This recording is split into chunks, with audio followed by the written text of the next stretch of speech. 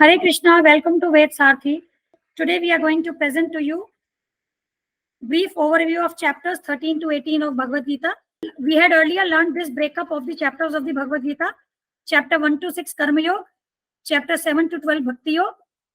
The overview of the chapters under Karma Yoga and Bhakti Yoga is already provided to you in the previous sessions. We are mentioning the links in the description. You can go through. Today we are going to cover chapters from 13 to 18. And the subject matter covered by these chapters is Gyan Yoga.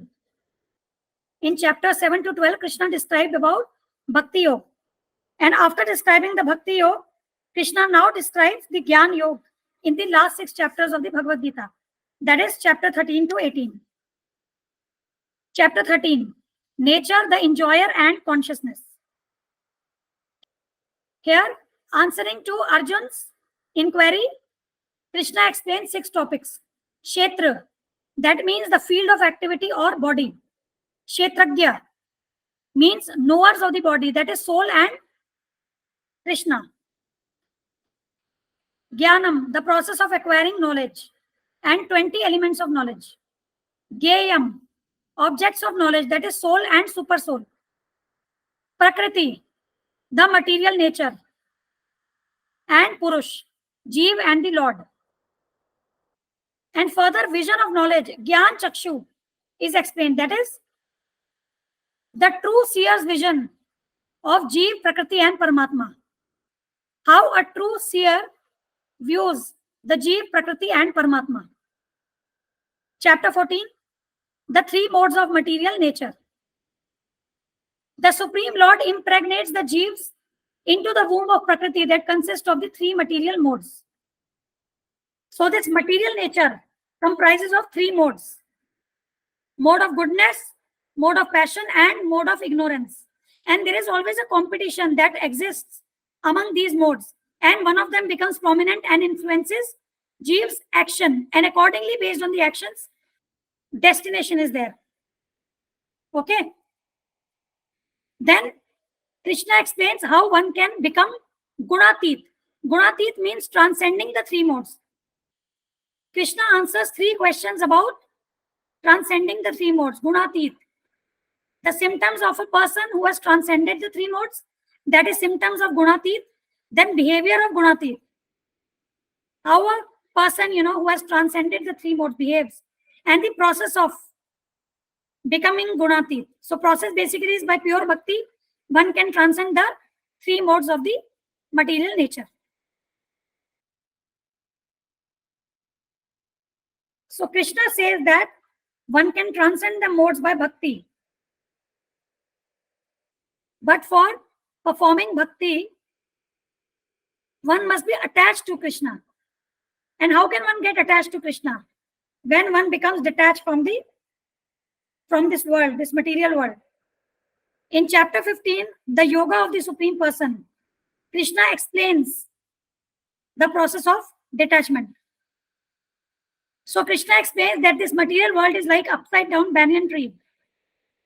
And one should cut it with the axe of detachment and surrender to Krishna. And then qualities of the spiritual world are explained. Due to conditioning by the material modes, that means under the influence of the material mode, the 3 modes that we studied in chapter 14. So basically under the influence of these material modes, jivas transmigrate in different material bodies. Krishna is the maintainer of all and is above the fallible and infallible jivas, living entities. So basically there are 2 kinds of living entities, fallible and infallible. And Krishna is above these fallible and infallible living entities and is the super soul. And finally, it is explained that knowing Krishna means knowing Krishna means knowing everything. In the next chapter, chapter 16, the divine and the demoniac natures, Krishna describes the divine qualities and demoniac qualities. 26 divine qualities of godly men are explained in this chapter. And it is explained that demoniac men have degraded qualities and accordingly their activities lead to hell and lower species of life. And 3 gates to hell are explained. And what is the result if one disregards scriptures? Very, very important, because nowadays people do not believe in scriptures. They think that it's mythology. But actually it is not mythology. It is beyond the conception of our material brain. And unless we surrender to a bona fide teacher, we cannot understand the scriptures in essence. So if we disregard scriptures, whatever the reason be, but what is the result?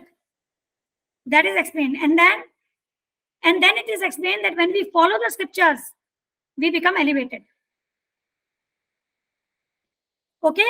Next, Krishna explains the various divisions of faith. That is in chapter 17. Here Arjuna asks Krishna about the unauthorized worship of those who have some faith not based on the scriptures. So Krishna explains here that the 3 modes of material nature determines 3 types of faith and devotion by the nature of their food, sacrifice, austerities, and charity. So basically food in 3 modes, sacrifices in 3 modes, austerities in 3 modes, and charity in 3 modes are explained in this chapter. Next, it is explained that Om Tat Sat. This is very common. You must have heard this. Om Tat Sat. These 3 words indicate the supreme absolute truth, Vishnu. The last chapter of the Bhagavad Gita, conclusion, the perfection of renunciation.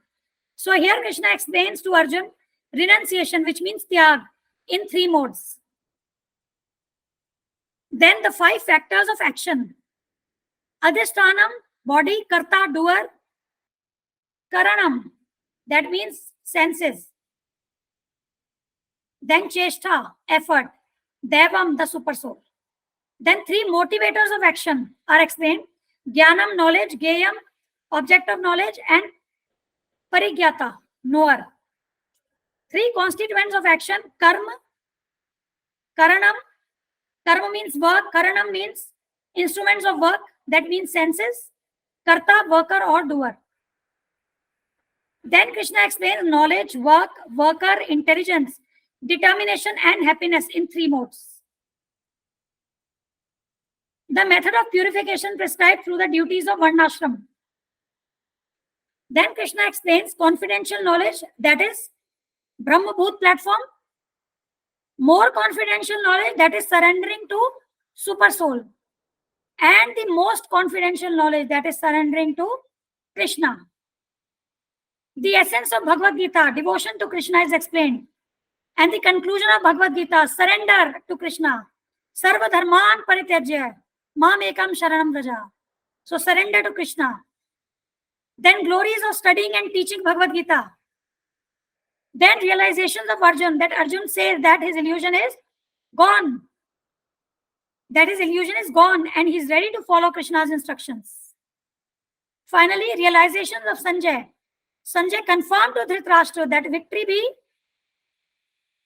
will be on the side of the Pandavas due to the presence of Krishna and Arjuna. So we have completed brief overview of the chapters from 1 to 18 in 3 parts. Karma Yoga, Bhakti Yoga, and Gyan Yoga. Our next topic will be glories of Bhagavad Gita by Sri Adi Shankaracharya. Sri Adi Shankaracharya is none other than Lord Shiva.